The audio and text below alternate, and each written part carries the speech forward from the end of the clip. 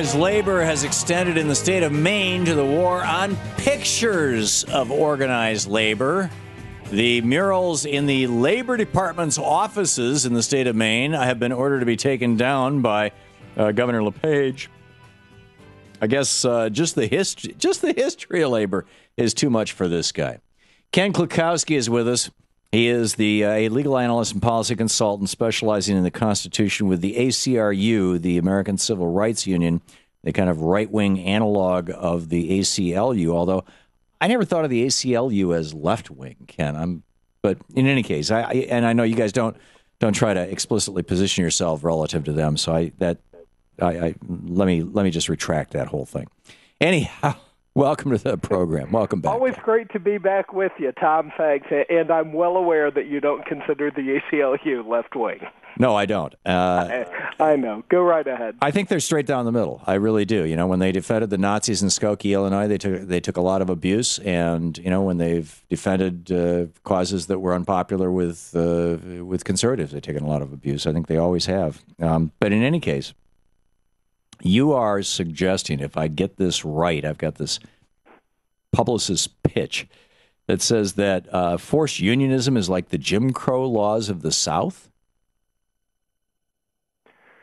Well, that's certainly not language that I use, in that I try to avoid bringing up language that carries any form of racial imagery when it's not necessary. But I do believe that people should have a right to work without being forced to join a. You mean a right to work for less? Well, the issue is that under the First Amendment, everyone has a fundamental right to freedom of association. And so The issue in there is that the right to associate with people is also the right to decide whom you're not going to associate with. And so a law that says you cannot have a job at this particular business or industry unless you agree to become a dues-paying member of this association that you disagree with, that runs into constitutional problems.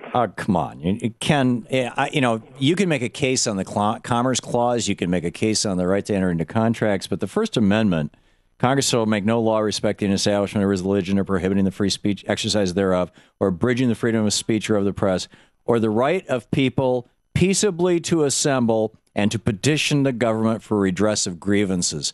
So you're saying that the article, the amendment to the Constitution, which says that the government can't prevent you from forming a crowd, like in Madison, Wisconsin, or the Tea Partiers for that matter, to protest government policies, is somehow the same thing as a private worker who has nothing to do with the government and is not, arguably constrained by the U.S. Constitution. I mean, you give up your Fourth Amendment rights to privacy when you work for a private worker. You give up your First Amendment right of free speech. You can be fired for what you say.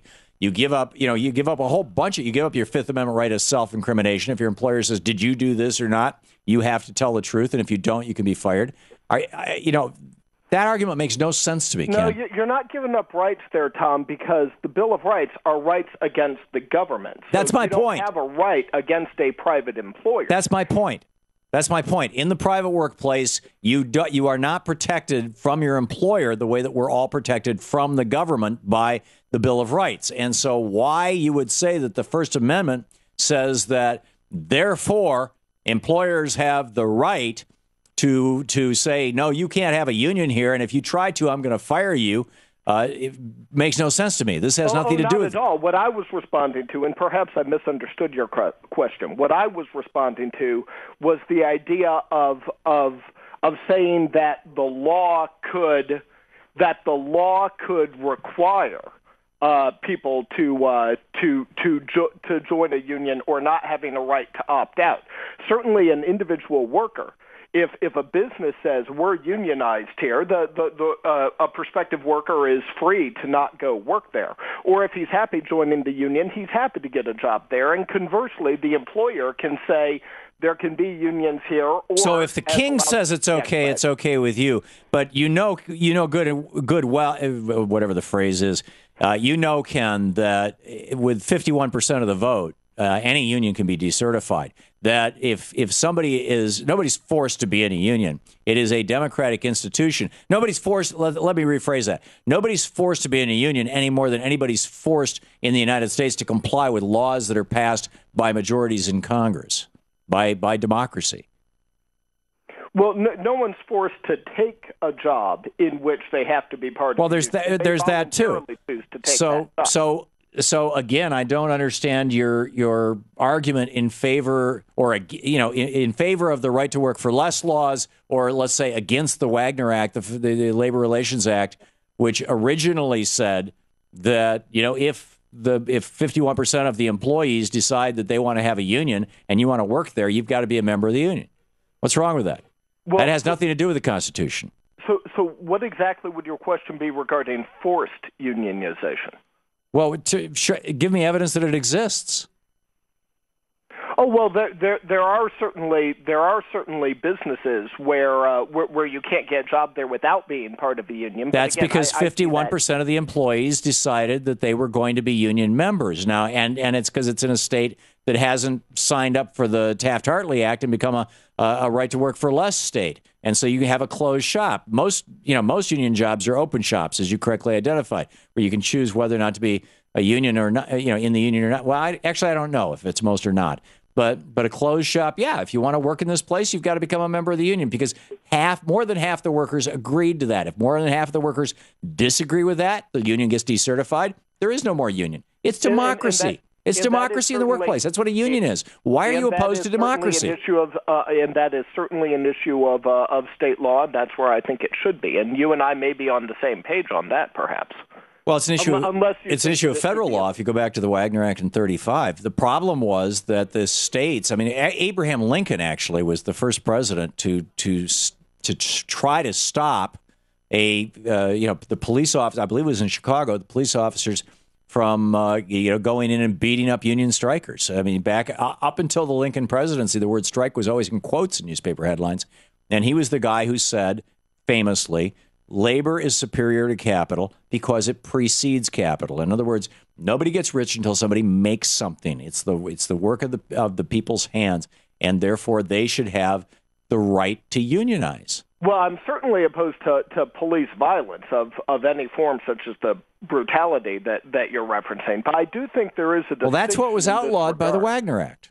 Well, and there is a distinction, I believe, that has to be drawn between private sector unions and public sector unions. I think that there's a different rationale underlying both, and that's certainly the way that people on both sides of the aisle have seen it. Even President Franklin Roosevelt, who was himself a Democrat, who was considered a champion. Oh, I know. All the conservatives want to quote Roosevelt now. If you want to start quoting Roosevelt, Ken, I've got a few quotes for you.